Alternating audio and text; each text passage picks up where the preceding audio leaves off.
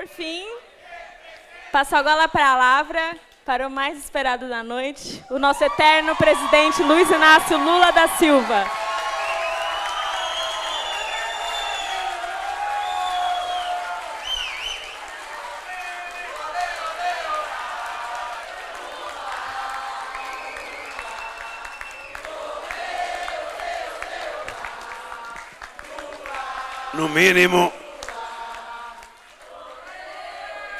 No mínimo fizeram uma maldade comigo, porque num ato que se discute educação, colocar a quantidade de pessoas ligadas à educação para falar e depois me colocar por último, vendo as pessoas citarem aqui cada número que carinhosamente eu tinha trabalhado a semana inteira para trazer, me causa uma certa frustração. Quando eu era presidente, toda vez que tem um ato público no Palácio do Planalto, nós entrávamos em contato com o ministro da área para que ele dissesse o que ele ia falar, para que não falasse aquilo que eu ia falar. E por incrível que pareça, todos os ministros diziam exatamente aquilo que eu ia falar, e era por isso que eu tinha criado meus improvisos, para tentar fugir da mesmice. Eu vou tentar repetir um pouco aqui, sendo que eu tenho um problema no aeroporto, que eu tenho que sair daqui correndo, que nem um cãozinho vira-lata, comeu e ó, chispa. Eu penso que nós estamos tratando do assunto mais extraordinário e mais delicado que uma nação tem que discutir.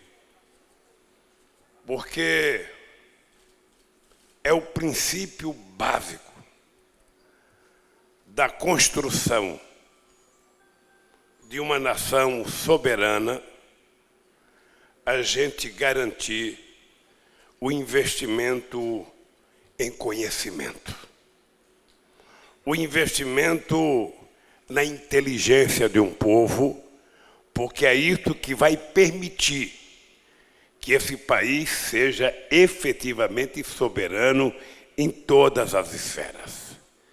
Se esse país não investe na educação, e se os números que aparecem aos olhos do mundo nesse país são pelas manchetes da evasão escolar, são pelas manchetes da baixa qualidade no ensino fundamental, são pelas manchetes de crianças que vão para a escola apenas para comer, são para a manchete da péssima qualidade de ensino, das salas de aula, esse país nunca será um país soberano. E o Brasil tem que escolher. Eu estava vendo aqui o meu querido Samuel Pinheiro, grande embaixador brasileiro, e o Brasil tem que escolher. Tem algumas formas de um país virar uma nação soberana e muito forte. É ele fazer o investimento na sua preparação bélica. É ele ter todas as armas possíveis e imagináveis de destruição. Mesmo assim, para ter isso, tem que ter muito investimento na educação e em ciência e tecnologia. A outra possibilidade é o país ser muito rico na sua capacidade tecnológica. Poderemos pegar a Alemanha e o Japão como exemplo, ou poderemos pegar Taiwan, ou poderemos pegar a Coreia do Sul como exemplo. Mas mesmo assim, esse país teve que fazer muito investimento em educação, em ciência e tecnologia. Uma outra forma desse país ser efetivamente soberano é ter um país altamente desenvolvido do ponto de vista da sua indústria. Poderíamos citar os Estados Unidos, poderíamos citar a Alemanha, poderíamos citar a França, poderíamos citar a China nos últimos 30 anos. Ainda assim, esse país teria que fazer investimento em educação. Não foi essa ideia que permeou a cabeça da elite brasileira. Não foi essa a ideia que permeou a cabeça da elite brasileira desde que eles vieram de Portugal. Me parece que o que permeou a cabeça da elite brasileira é que universidade e educação é coisa para gente fina, é coisa para as pessoas que moram na casa grande. Os das senzalas têm que aprender a trabalhar, a comer mal e a viver mal. Eles é que podem estudar, ou aqui ou lá fora. É a única explicação pela qual o companheiro Haddad citou aqui que quando nós assumimos a presidência, São Bernardo não tinha Universidade Federal, Santo André não tinha, Diadema não tinha, Sorocaba não tinha, Osasco não tinha, Guarulhos não tinha e Santos não tinha. E só não fizemos em Mauá porque o terreno que a gente ia comprar era um terreno que estava contaminado. Mas até minha querida Garanhuns, até Serra Talhada, até não tem uma cidade, uma coisa fantástica que mudou a cabeça das pessoas, é que a gente, quando começou a inaugurar universidades, escolas técnicas, a gente ia para as cidades, as pessoas não estavam mais reivindicando outra coisa, senão uma escola técnica ou um campus da Universidade Federal. Ou seja, foi qualificada, do ponto de vista da sociedade, a pauta de reivindicação. Ou seja, a universidade, que era tida pela elite brasileira como uma coisa que não gerava oportunidade, não gerava emprego, que era tratada como gasto, nós passamos a perceber que mesmo naqueles lugares em que as pessoas sonhavam com a presença de uma empresa, mesmo aquelas empresas poluídas para fazer fumaça, para jogar agrotóxico, mesmo nessas cidades, as pessoas passaram a entender que uma universidade era uma fábrica de conhecimento e gerava mais oportunidade de emprego do que muitas fábricas espalhadas por esse país afora. Empregos qualificados.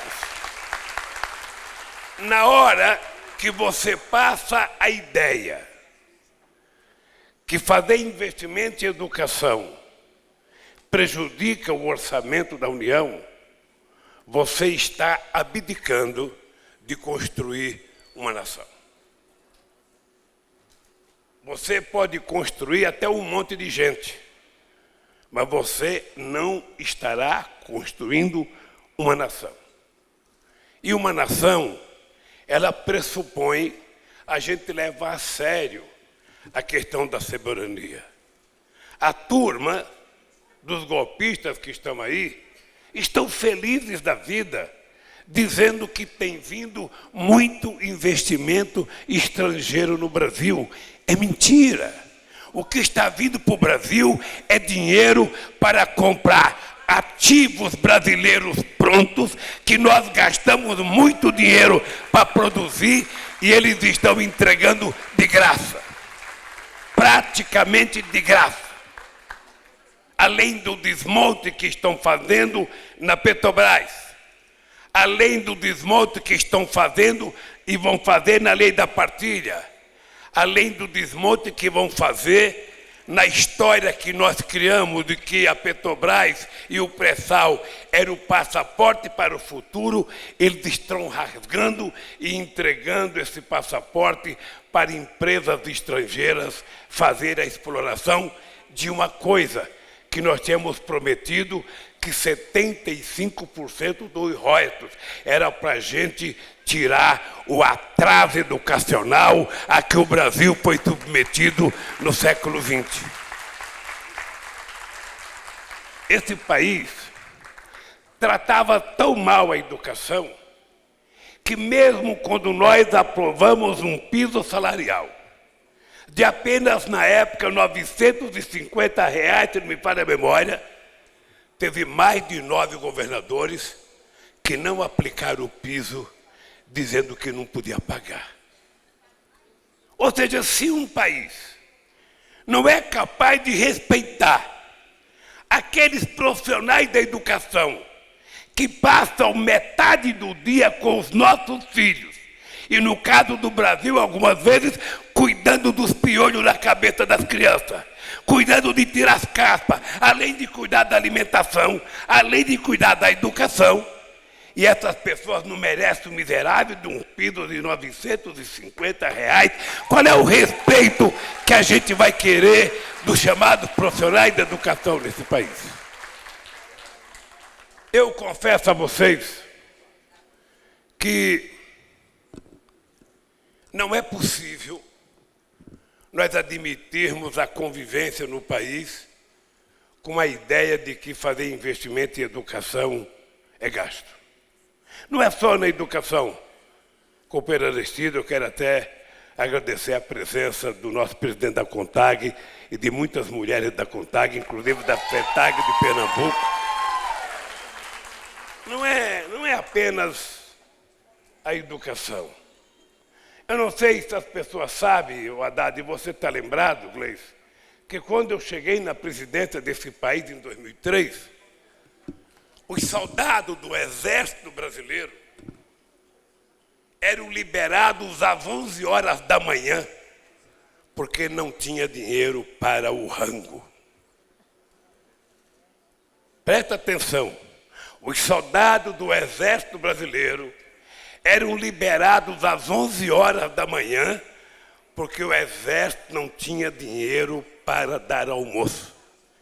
Imagina se o Paraguai sabe disso, teria invadido o Brasil depois do almoço?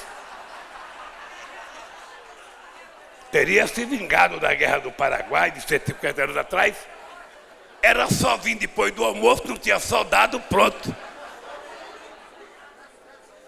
Nós não apenas garantimos o direito para o almoço, como passamos a pagar pela primeira vez na história desse país um salário mínimo para o recruta, como inclusive ajudamos a comprar o coturno, como recuperamos a engenharia das Forças Armadas Brasileiras, como recuperamos os aviões da FAB. Eu sei se vocês estão lembrados, quando eu cheguei na presidência, o avião da FAB não voava mais com o presidente, porque o motor do Sucatão tinha caído com o Marco Maciel, o motor. Não o Marco Maciel, só o motor. Tinha caído. Pois bem, então o presidente aposentou o Sucatão e ficou alugando um avião particular para viajar. A pergunta que eu faço: que soberania quer um país desse se os governantes não se respeitam? Que soberania tem esse país se ele não consegue garantir o mínimo minimório para a sociedade brasileira andar de cabeça erguida? Se tem uma coisa que eu tenho orgulho, é ter terminado o meu governo cumprindo com investimento de 41 bilhões de reais para ciência e tecnologia nesse país, num encontro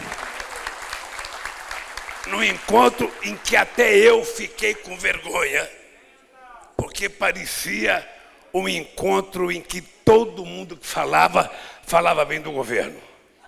Até a presidenta da SBPC. E eu falava, eu não estou acreditando que nós estamos terminando o governo assim. Porque a gente acreditava que ou fazia aquilo, ou o Brasil não seria o país que a gente sonha.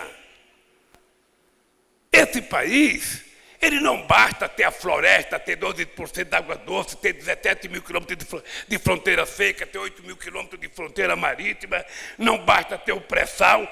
Esse país tem que ter vergonha na cara da classe dirigente que governa esse país. Esse país tem que se respeitar. É fazer aquilo que o Chico Buarque disse numa campanha da Dilma. Esse país ele tem que ser respeitado porque não fala grosso com a Bolívia, mas não fala fino com os Estados Unidos. Esse país tem que ser respeitado porque ele acredita nele e se autovaloriza. Ora, eu nunca tentei ser maior do que ninguém e não sou. Percebe pelo meu tamanho de 1,90 m, já um pouco encolhido. Ou seja, mas eu, quando sentava numa reunião como presidente, eu não era menor do que ninguém. Eu não achava o brasileiro menor do que ninguém. Eu sentava na mesa em igualdade de condições. Olha, é disso que esse país precisa. Quando a elite brasileira vai ficar 4 anos com bolsa de estudo na Sorbonne, é investimento. Quando a Dilma cria o Ciência Sem Fronteira para mandar filho de pobre e para o estrangeiro, é gasto. Gente, isso tinha acabado, mas isso está voltando. E é importante para a gente aprender uma lição. Muitas vezes, a gente acha que a democracia, ela tem um dia que ela está resolvida e nunca mais vão precisar brigar. A democracia é um processo. A democracia não é um pacto de silêncio. A democracia é uma sociedade em movimento, buscando cada dia uma coisa melhor, buscando após cada conquista uma nova conquista. É assim que a gente vai construir essa nação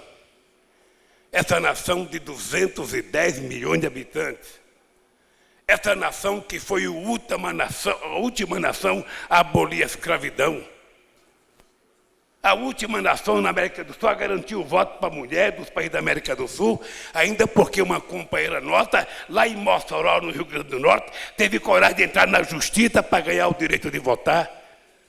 Esse país foi o último a abolir a independência, e todo mundo que a nossa independência foi um acordão, não teve nem briga. Esse país precisa aprender. Eu agora, Gleice, estou sabendo, Lindenberg de vez em quando participa de umas conversas.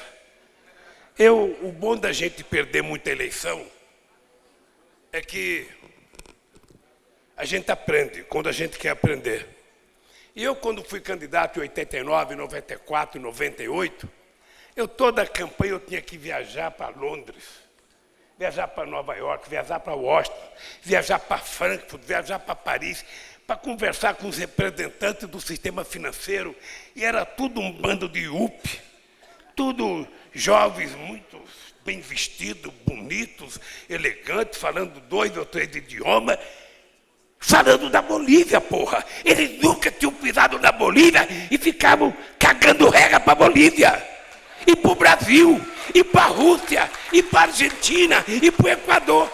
E quando houve a crise do Lehman Brothers, que quebrou em 2008, nenhum desses IUP teve coragem de abrir a boca para falar como consertar a economia, porque eram eles que tinham quebrado a economia na crise de 2008. Vendendo papel, comprando papel, vendendo papel, comprando papel, sem produzir um parafuso, sem produzir uma caneta, sem produzir um copo. Essa gente que agora, e eu vi na Folha de São Paulo hoje, fantástico, eles conversaram com o Bolsonaro e o Bolsonaro agradou o mercado. Eu vou dizer uma coisa, meu filho, se o Bolsonaro agrada o mercado, nós do PT temos que desagradar o mercado, porque nós não combinamos. Nós não combinamos. Não é possível.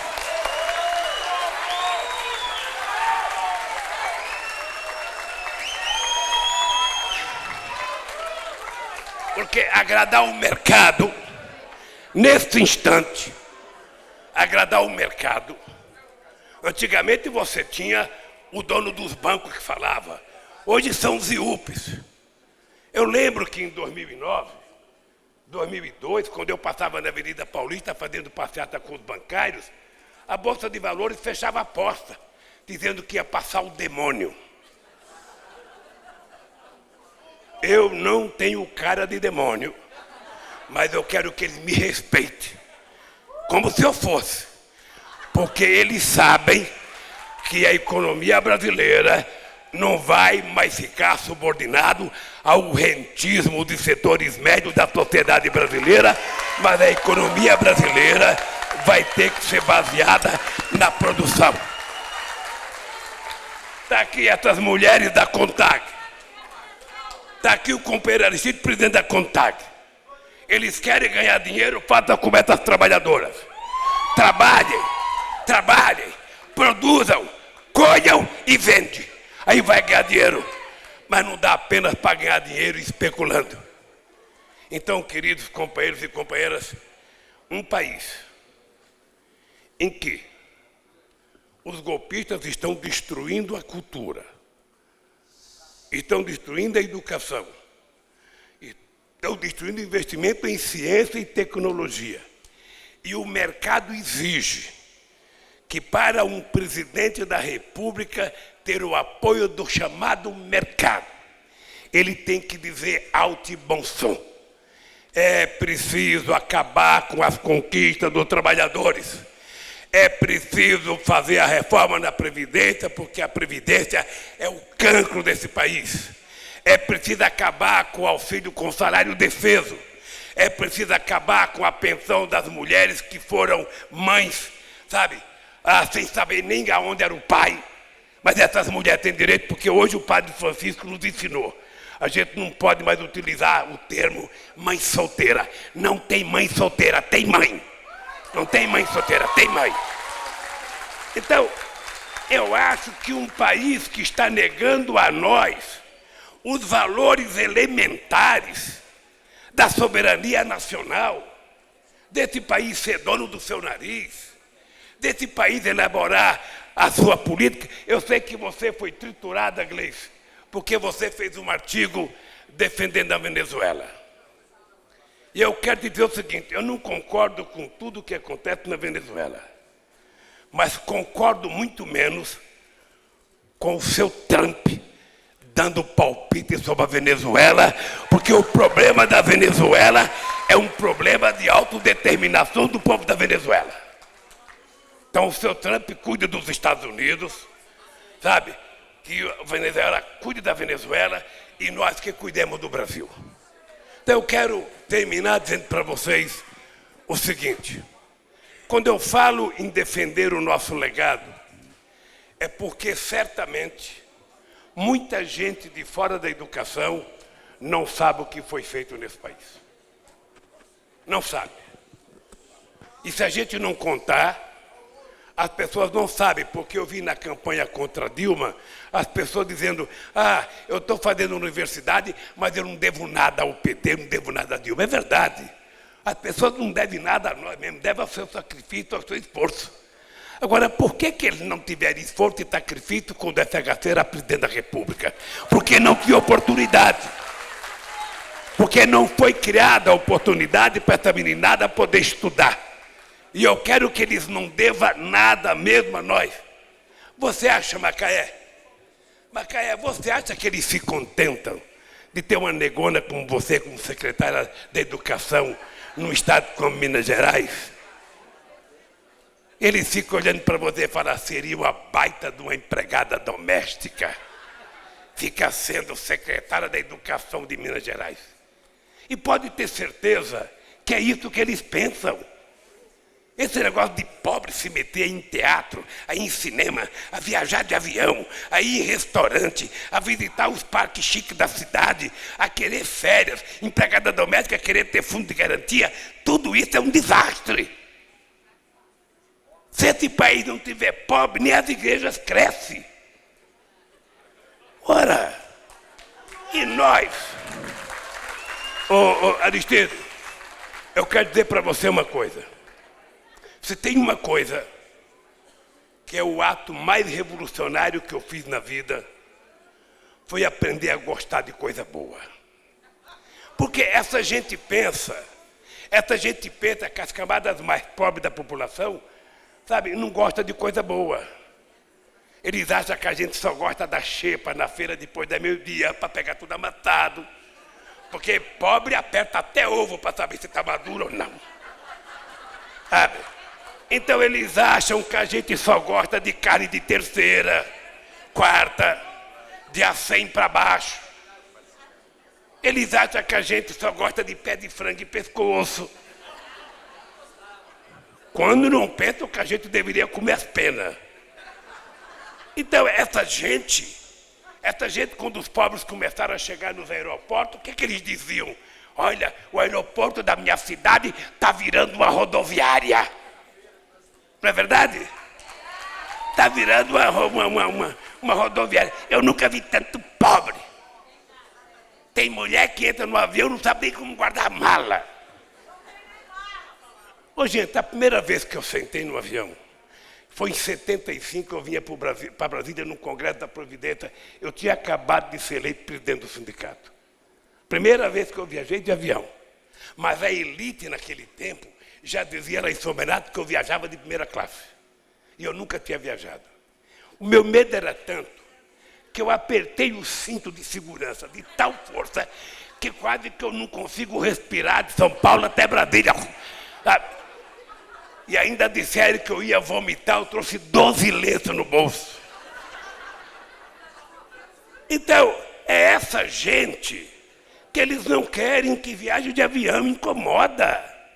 Antigamente sentava uma madame sozinha, sabe, no banco, ainda colocava a perna para o outro lado, sabe, quando não cochilava e estava maravilhoso. Agora ela entra no avião, tem um pobre do lado. Porra, pobre não tem muito assunto, vai falar de futebol, de Corinthians, de Flamengo, e é sempre Corinthians e Flamengo, no máximo o Vasco da Gama um pouco, vai falar de escola de samba. Ou seja, então, gente, é o seguinte, olha, é por tudo isso, eu sei que eu estou lascado. Porra, todo dia tem um processo. Eu não quero nem que o Moro me absolva, eu só quero que ele peça desculpa. Só quero que ele peça desculpa.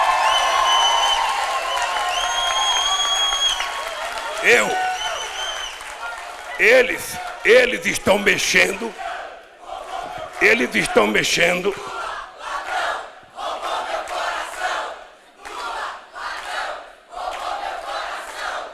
Eles estão mexendo com uma pessoa que tem como legado respeitar as pessoas. Eu sempre respeitei o de baixo e o de cima. Agora, não tenho medo.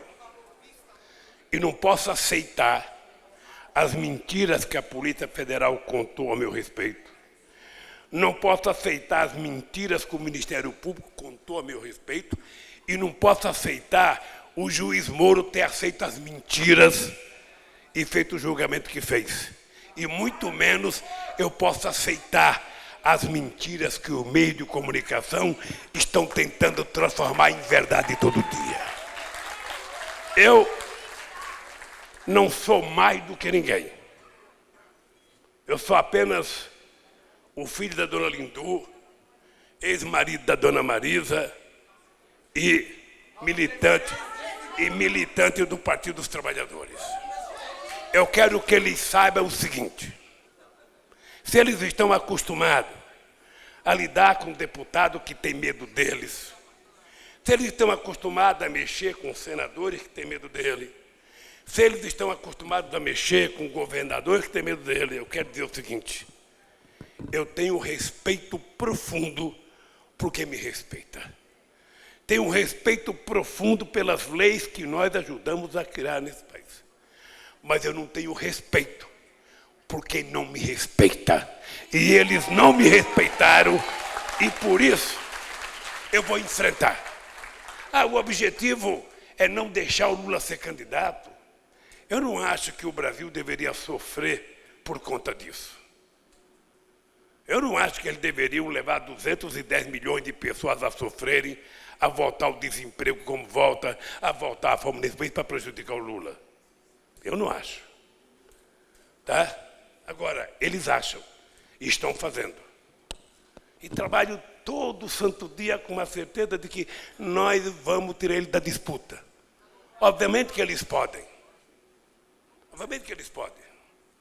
Junta meia dúzia de juízes, vota e me deixa não ser candidato. Acabou. Você veja, o Clinton, o Al Gore nos Estados Unidos, tinha ganho as eleições. Uma decisão da Suprema Corte deu a vitória para o Bush, ele ficou quieto. Agora, o que eu quero que eles saibam é o seguinte. O que eu quero que eles saibam é o seguinte, o problema deles não é o Lula. Porque o Lula, sabe, é feito de carne e osso e desaparece a qualquer momento. O problema deles é que nesse país tem milhões e milhões de jovens, de pessoas adultas, de velhos como eu, de crianças que já aprenderam a ter consciência política, que já aprenderam a saber a diferença. E se eles acham que me tirando da disputa está resolvido o problema deles, façam. E vamos ver o que acontece nesse país. Eles chegam a dizer, se o Lula não for candidato, ele não vai ter força como cabo eleitoral. Testem. Testem. Façam. Porque a verdade é que eles têm que saber. Eles têm que saber não pela minha boca, pela boca de vocês. De que só tem um jeito. Só tem um jeito para esse país voltar a crescer. É com democracia. É com eleição direta. E ele sabe que um presidente da República só vai consertar esse país, não é se ele colocar um bom ministro da Fazenda, é se ele tiver duas coisas essenciais. Primeiro, credibilidade. Segundo, respaldo do povo brasileiro. E terceiro, tem que ter credibilidade econômica. E a educação, para mim, é uma questão de honra. E é uma questão de honra porque eu quero que todos os filhos de trabalhadores tenham a oportunidade que eu não tive na vida. E eu sei o que é não ter oportunidade. Eu sou de uma família que ninguém na minha família, nenhum dos meus 8 irmãos tiveram chance sequer de fazer o ensino médio. Então eu sei o que é o abandono da classe pobre pela elite brasileira. E é contra isso que eu me insurgi. E fico com orgulho. Primeiro, de ter o Haddad como ministro da Educação. Segundo, de ter feito o que nós fizemos na educação, mas é muito pouco diante do que o Brasil precisa. Porque, gente, em 1538, Santo Domingo já tinha sua primeira universidade. Em 1551, o Peru já tinha a Universidade de São Marco. Em 1792, Córdoba já tinha sua universidade. Em 1918, já tinha havido a primeira reforma universitária na Argentina. E a elite brasileira construiu em 2020, em 1920, a universidade, juntando os cacos que a gente tinha, não por causa do povo brasileiro, porque o rei da Bélgica vinha aqui e ele só viria se pudesse receber um título de doutor honoris causa, e era preciso ter uma universidade para dar o título. Ele deu o título e acabou a universidade. Voltou até a Universidade de Direito de Recife, a dos Lagos São Francisco, a de Medicina na Bahia, e uma que eles inventaram, que era a faculdade, que era uma história, uma escola técnica científica do Exército Brasileiro, que foi criada antes de Dom João VI chegar aqui. E vem falar para mim, então é o seguinte, ó, seus letrados que governaram esse país, sintam vergonha de ter um torneiro mecânico mais preocupado com a educação desse país do que a elite brasileira que governou esse país o tempo inteiro. E companheiros do movimento sindical, da FASUBA, da conferência, é o seguinte, não precisa fazer sacrifício para me convidar para as coisas. Porque em se tratando de educação, eu estou disposto a ir às últimas consequências para esse país voltar a garantir oportunidade para o jovem brasileiro. Um abraço, gente, e parabéns à Câmara e ao Senado. Parabéns à liderança do PT e à nossa presidenta Gleice por mais esse evento junto com a Fundação Professor Abramo. Um beijo, gente.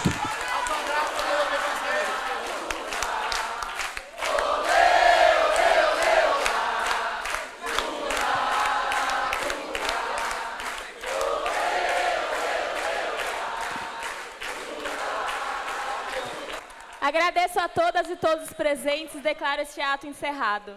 Boa noite.